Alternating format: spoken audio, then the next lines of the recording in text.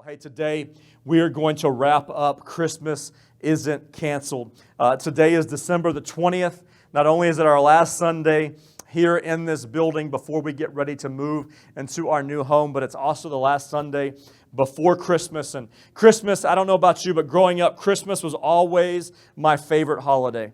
As a child, probably because if you've ever done the love languages with Dr. Gary Chapman, my love language is gifts. And they normally say that you have a primary and you have a secondary. And my primary is gifts and my secondary is gifts. Like, I love gifts. I love receiving gifts and I love giving gifts. My love language has always been that. So I remember as a child, nothing made me more excited than Christmas because it was the time that we got to receive and it was the time that we got to give. And many people refer to Christmas as the most wonderful time of the year. But every once in a while, I don't know about you, especially as an adult and as a father, there are moments where it doesn't exactly feel like Christmas is the most wonderful time of the year. I don't know if anybody else in this room has struggled with this or maybe watching online, but have you ever just struggled with irrational Christmas anger? Like you get mad for irrational reasons. And I don't know what it might be for you. It might be like, why are there so many people in line at Starbucks? We went to eat lunch yesterday at Gringo's over in the Great Wood area, and there's a Starbucks right next door. And I'm not joking, there had to be at least 20 cars in the drive-thru for Starbucks. I don't drink coffee, but anytime my wife wants coffee and will ask me, I'll drive to Starbucks for it. And there's this one particular Starbucks, not to put them on blast. I don't know if they're making coffee with like a hamster wheel or what they're doing, but it will take an hour in the drive-thru line to get through this. Like if you pull up and there's more than 5 cars, you might as well just drive to the next city over to the nearest Starbucks because you'll still get home faster than you would get through that line. You might be wondering, when you finally do get your coffee, why can't it stay hot longer? Like by the time I get home, why can't it be hot longer? Like why is your favorite sports team so bad this year? Like if it's because you live here, it's because they're the Texans and they're bad every year. It's no exception. Why are the Christmas lights on my house not working all the way? Anybody ever done this? You put the Christmas lights on your tree or you get them all set up on your house. You plug them in and they work. You go to the kitchen to get something to drink. You come back and it's like a burglar broke in and stole half the Christmas lights on the tree because they quit working. And it's very easy to get irrational anger. Just yesterday, I had some alone time. I went to Sam's to buy some furniture for our new building, some cabinets, and some of you lucky people will get to put those together today. You're welcome. So I was buying these cabinets, and I'm going to the checkout line, and since COVID started, I don't know if anybody else has gone to Sam's or Costco frequently during the pandemic, but since it started, it can appear that it's going to take you 14 hours to check out because they place 6 feet of distance, and then you have the 6-foot dot, you have the people with the long push cart, and then you wait 6 feet back. So like 4 people in line can be the length of the Great Wall of China. Like it's ridiculous right now. So I get up to this line, and I'm thinking, well, it's gone fast. I know it's going to be okay. And I get up and I normally always go self-checkout. But I looked at self-checkout judgmentally like I normally do sometimes. And I could tell with the caliber of people that were out the self-checkouts working through their baskets, it was going to be a while. So I was like, you know what? Against my better judgment, I bypassed self-checkout and I went to the manned checkout station. And I went down there and all of a sudden, I become the block that nobody can pass. So the cashier, the person working the front end is asking me, will you back up, sir, so people can get past you? And I turn around and I have my mask on so they can't see my face. But they've got everything stanchioned off with rope. It's like, how do I back up? There's nowhere to go. You've got me built in here like I'm in prison. I'm just trying to buy some furniture. And I'm trying to back up. So I finally back up and these people start walking by. And I notice they're all going to the shorter line that I could have walked to, so then I'm even a little more irritated. And then the lady, two people in front of me that's paying at the cashier station, to the cashier, she has pulled out 4 different credit cards, and none of them work. I'm like, how deep are you going to get into your purse before you find something? And every time one doesn't work, she argues with the cat. No, this one should work. And then she'll try that. No, this one should. Give me your manager. And I'm just standing there thinking, I'm looking at self-checkout at all the people I judged, and they're all long gone, loaded up in their cars, and I'm still fighting here, and I'm still waiting in line. I'm getting more and more irritated, and I'm just starting to think, like, why am I irritated right now? And I was irritated because how I thought it was going to go, it did not go the way that I expected. And I think that right now at Christmas time, it's very easy for us to get irritated because things are not going the way that we expected. This year, so much has not gone the way that it is expecting that we thought it would go. As you watch the news right now, if you watch our local news here in the Houston area, they are already beginning to put out, just like they did for Thanksgiving, stay home, don't get around family. If you do, quarantine for 14,000 days after, like whatever it's going to be like, we're going to be cautious, we're going to use safety, we're going to do everything we can to be safe. But Christmas is not looking like we thought it was going to look. And before we know it, when we have this mindset, we can begin to think that nothing is right. And before we know it, we go down a rabbit hole that is less than God's best for our lives and God's best for us in this season. And if we're not careful, we can totally lose our perspective. And more importantly, we begin to lose our peace. Has anybody in here just ever got to the point where everything in your life, it feels like has been chaotic, and you just get to that point where you feel like you've lost your peace? I think one thing that we can say for sure that we've learned this year, and not just in our country, but our entire world, is that we live in an uptight world. We live in an uptight world. A world that lacks time and perspective, and it lacks joy and grace and happiness. And instead of having these things, this world is completely weighed down by worry and strife and politics and bad news, chaos, lines, stress, fear, anger, you name it, this world is weighed down by it. And I believe that right now, going into 2021, our world, the same as it was when 2020 started, it'll be the same as it was until the day that Jesus comes back. Our world is in desperate need of peace. And I believe that we as Christians are in desperate need of peace. It's interesting because when I read the Christmas story, our world sounds very similar right now to the world that Jesus came into 2,000 years ago on the very first Christmas. There wasn't a global pandemic. There wasn't the COVID-19 virus. There wasn't all of those things. But a lot of the things that we have walked through this world, this year in our world, were very similar to the very first Christmas. The beginning of the Christmas story says this in Luke chapter 1. It says, "In those days, Caesar Augustus issued a decree that a census should be taken of the entire Roman world. This was the first census that took place while Quirinius was governor of Syria. And everyone went to their own town to register. Joseph also went up from Galilee out of the city of Nazareth into Judea to the city of David, which is called Bethlehem, because he was of the house and lineage of David, to be registered with Mary, his betrothed wife, who was with child. So it was that while they were there, the days were completed for her to be delivered." And she brought forth her firstborn son and wrapped him in swaddling clothes and laid him in a manger because there was no room for him in the inn. You can read through this very quickly and you can miss what is going on in the Christmas story. I've heard it said before, and the Christmas story is actually one of the most controversial stories in the history of mankind. If you think about how Jesus came to a virgin, how Jesus came into a manger, it's a very controversial story, but when you read it, you can miss what is going on. The whole reason that Mary and Joseph had to go to Bethlehem was because of corrupt government was raising taxes and was making everyone go to their own hometown. There was oppression on every side. There was political unrest and distrust. There was racial tension all over the country. There was widespread fear of not knowing what was coming next. If you took the Christmas story out of this and you wrote the story of 2020 in our world and in our country, this is exactly where we find ourselves living in today.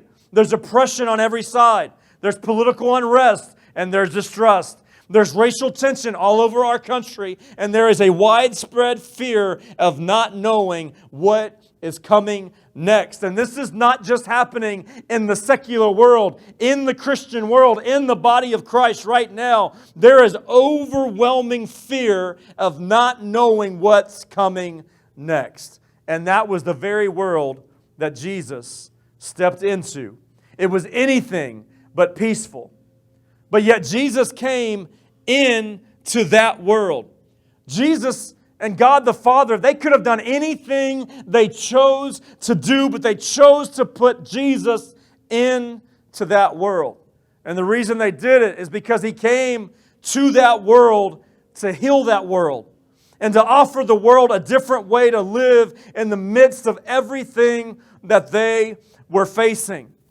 It's the same thing that we must realize today, 2,000 years later, that the same Jesus that came into this world to heal the world is the same Jesus that lives inside of me and inside of you. And our job is not to spread fear in this world. Our job is to do everything we can to play a part in healing the world that God has placed us in.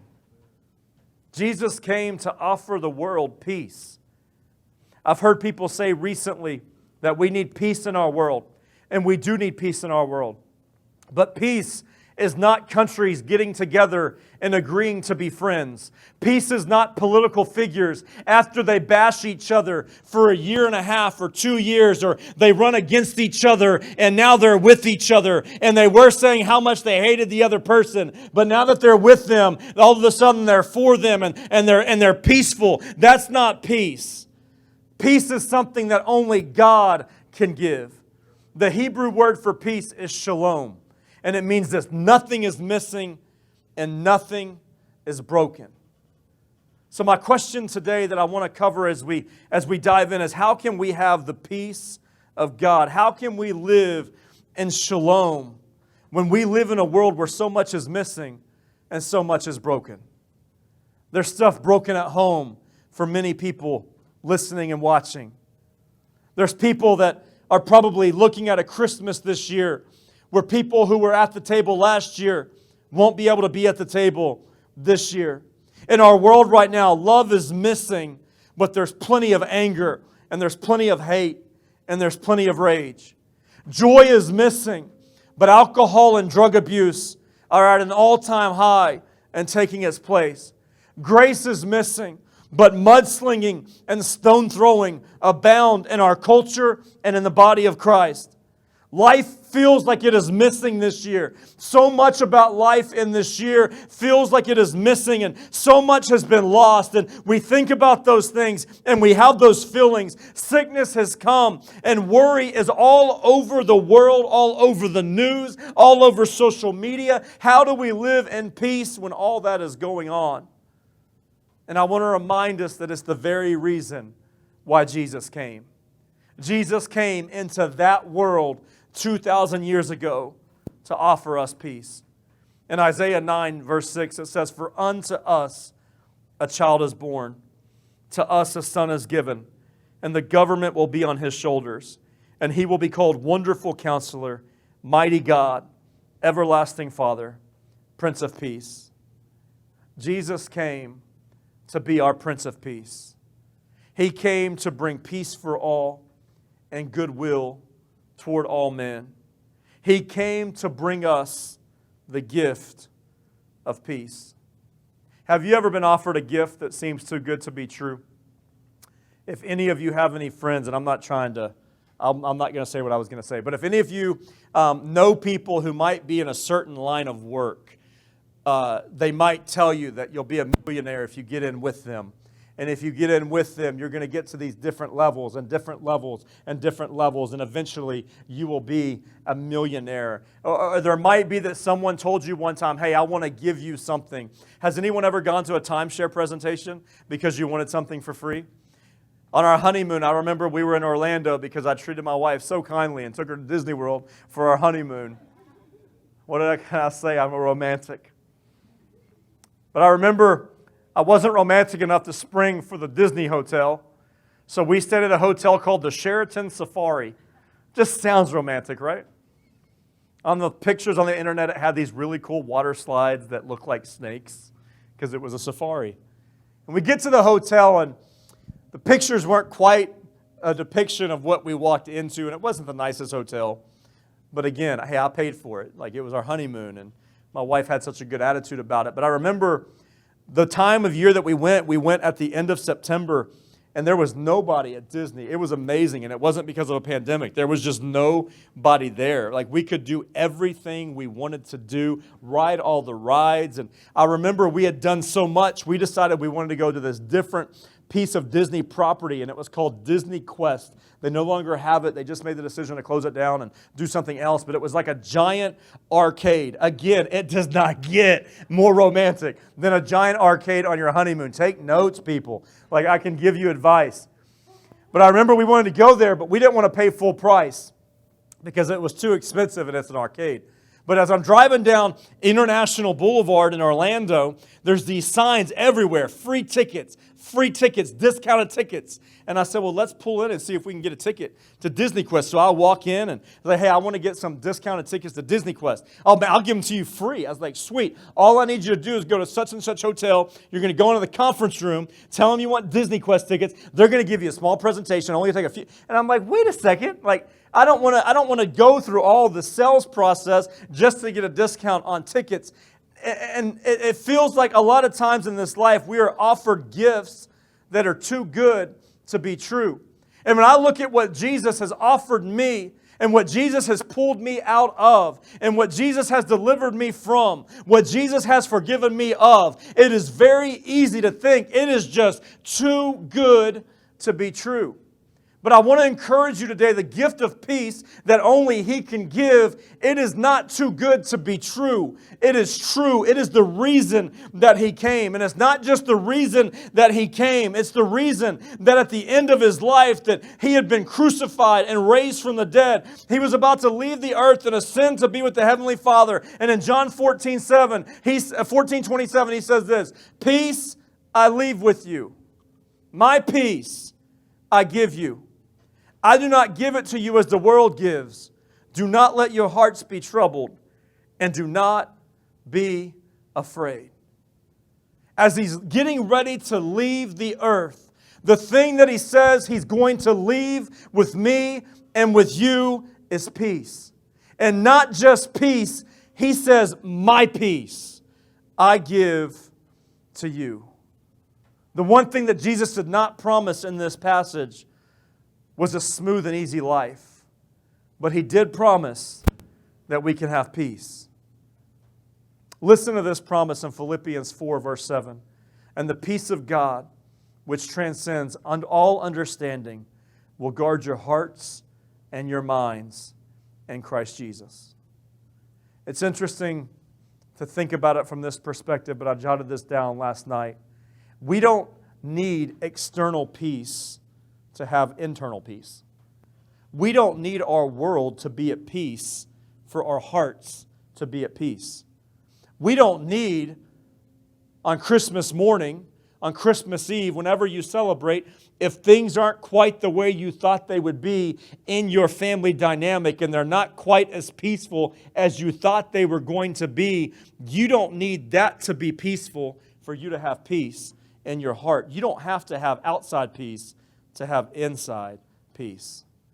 So as we read this passage, how do we respond to an invitation that Jesus is giving us like this for peace? I want to give you two things, and we're going to wrap up here pretty quickly.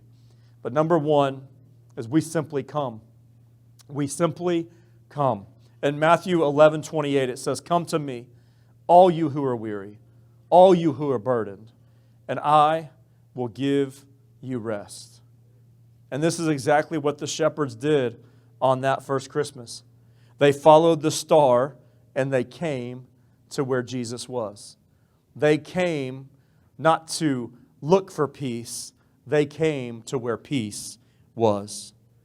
And number two, we cast. Cast. 1 Peter 5 verse 7 says, "Cast all your anxiety, cast all your cares on Him, for He cares for you." I want to challenge you today. This is our last Sunday morning service of 2020. We will not be having service next week. We encourage you, spend some time with family, spend some time with loved ones, take some time and have some rest as we get ready for all that God is going to do in January of next year. But I encourage you, take some time and reflect on what's happened in your life this year. Take some time on things that you're disappointed with this year.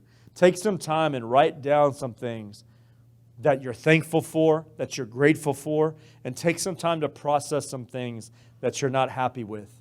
But then what I want to encourage you to do is leave it. Leave it in 2020. Let's not carry all of the crushed expectations of what didn't happen into 2021. Let's leave it. And then let's leave with the peace of God. Let's leave all the stuff behind and then leave with the peace of God as we walk in to next year. I don't know about you, but I know that more than likely we're going to walk in to January 1st of 2021 and beyond, and it's simply going to be a date on a calendar that changes.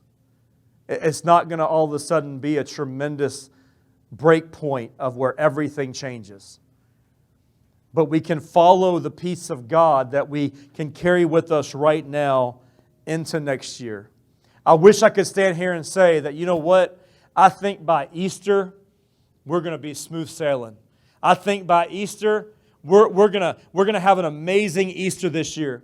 It's going to be kind of odd to be a church that's over almost 2 years old around Easter, and we're having our first in-person Easter service by faith. We're going to have our first in-person Easter service because this year we were online for our first Easter. I wish I could say that, man, when we get to Easter this year, everything, egg hunts everywhere, people are going to be back out, and by summertime it's going to be amazing. We're going to be back into routines and all of those things. I wish I could say that, but I can't. But what I can tell you is that we can have peace with us no matter what we walk through, no matter what we walk towards, no matter what comes at us, against us. We can have the peace of God through it all. And I challenge you, will you leave this year with the peace of God? But if you're going to leave with the peace of God, you're going to have to leave some other stuff behind. Some of you need to leave some expectations of other people behind. Some of you need to leave the expectations that you unfairly had of God behind. Some of you need to leave bitterness behind. Leave unforgiveness behind. If I'm transparent as I stand here today, as we're 11 days from the end of this year, I can say that although we walked through one of the most difficult years of our lives, we walked through so much uncertainty, there were points throughout this year where, if I'm being completely transparent, I did not know if we would be a church next year. I'm just being honest. There were moments during this pandemic where I didn't know what the future would look like. I just leaned in and said, God, we're going to keep going till you tell me to stop, but I don't know how all of this stuff is going to pan out. I don't know how all of this stuff is going to play out, but I will follow you. We will be obedient. We will live with peace, in peace, and we just kept walking and we kept moving. But can I just tell you that walking through a crazy year of 2020, I am beyond a shadow of a doubt walking into 2021 more healthy than I was walking into 2020. Because there are some things that I did not choose to leave in 2020 or 2019. There are some things that I decided to just carry with me into January last year and carry with me into February and with me into March and April and May. And it wasn't until God just really got my attention and said, how long do you want to keep carrying stuff with you? You're not going to have full peace until you leave stuff there so you can walk in my peace. And I just want to challenge you and urge you. Will you just pray about, God, what are the things that I need to leave behind? And they're not easy to leave behind. Some of the things that I left behind, it's so easy for one thought to try to suck me back in. But I have to remind myself, no. That thought and that emotion is not worth the peace of God that is in my heart right now. So I will walk away from that. There are moments where Lisa has to remind me, hold on, why are you thinking like that? Let's make sure your mind is back in the right place, because I don't want to carry the stuff that I once carried. Because the peace of God is so much better than all of the junk, than all of the anger, than all of the bitterness, than all of the unforgiveness. And I implore you, will you take some time praying over these next few days and say, God, what do I need to leave here so then I can leave with the peace of God? I want us to walk into next year with the peace of God. I want us to walk into what more than likely will begin as the continued chaotic time in our lives, but we have the peace of God. Last year in January, I got up and I told our church as we began the year that God had given me the word, and I had never heard it them put together, but God gave me the word unusual favor. And He gave me the word back in January, and I came up here on a Sunday morning and I shared it. And I tried to find it on video, and I cannot find it, and it's driving me crazy because I would love to go back to it. But I told our church, and I told you guys, I was like, God has told me if we will keep doing things that He's asking us to do, even when it's hard, we will operate under unusual favor. And I just want to tell you that this year, there is no other way to put into words what God has done than unusual favor. It's been unusual. To walk into a building at the size church we are, at the age of church we are, it is unusual. To have the finances that have come in to allow us to get into that building and operate the way we need to operate, it is unusual.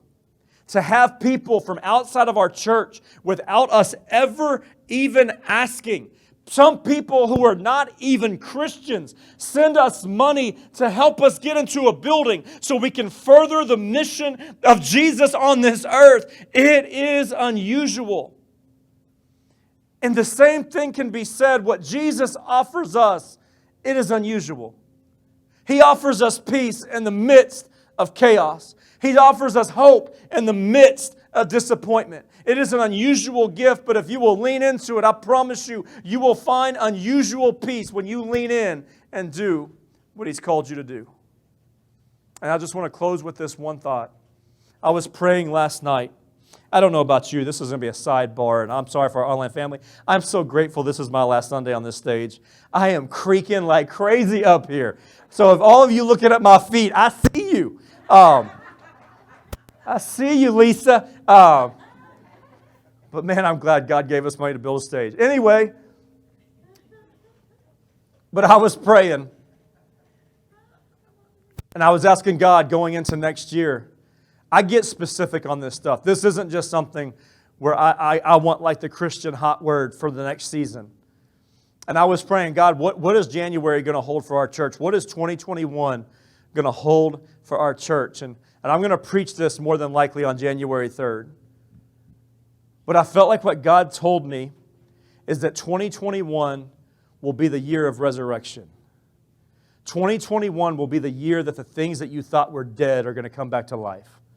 2021 will be the year that you're going to unbury some things that you buried. It's going to be the year that dreams that people thought, well, 2020 killed all of them, and now they're buried and they're gone. God is going to allow you to get a shovel and dig them back out of the ground, and we're going to see dead things come back to life. We're going to see dead dreams come back to life. We're going to see dead visions come back to life. We're going to see relationships that look like they were over, and they're going to come back to life. We're going to see businesses that look like they would never reopen, and they're going to come back to life. We're going to see churches that were on death's door, and they're going to come back to life. And I just believe that God is going to allow us, with everything that I just said, I believe that our church will be a part of helping dead businesses come back to life, and helping dead churches come back to life, and helping pastors that are at their breaking point come back to life, and helping families that are broken come back to life. I believe that 2021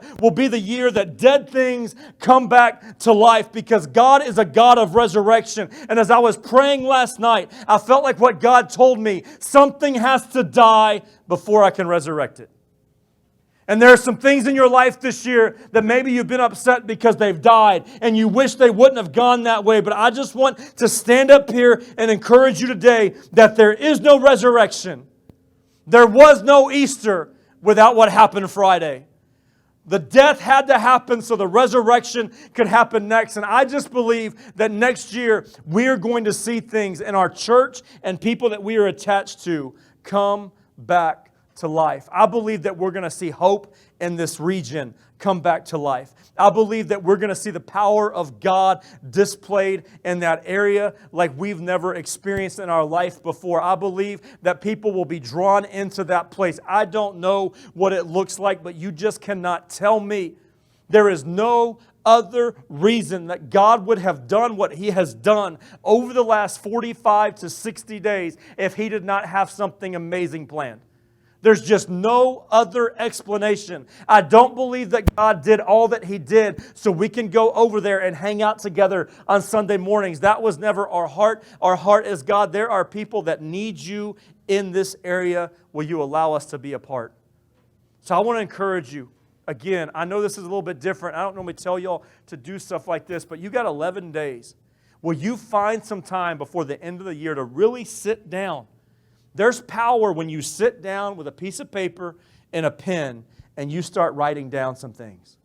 Our pastor encouraged us this week. He sent me a message and he said, I encourage you, tell your church in 2020 ways that you took ground this year. Because we all know how we lost ground. But how are ways that you gained ground? And I started thinking about it last night and I started jotting some things down. And who would have thought when all of this started back in January, we did 100 nights in a row of prayer at 714, and we reached literally hundreds of different people. We took ground in an avenue that we would have never took ground regardless. We were able to go online for 15 weeks when we had no clue what that would look like and reach people that we would have never reached otherwise, and we took ground. We were able to bless people throughout a pandemic when our church wasn't doing great, but we were doing better than others, and we were able to reach out to churches and say, how can we help you? How can we bless you? And we took ground for the kingdom by blessing others. We were able to come back together in June and regather as a church after 15 weeks apart, and we were able to take ground with new people coming in, new families coming in that we had never seen before, and we were able to spread hope to people.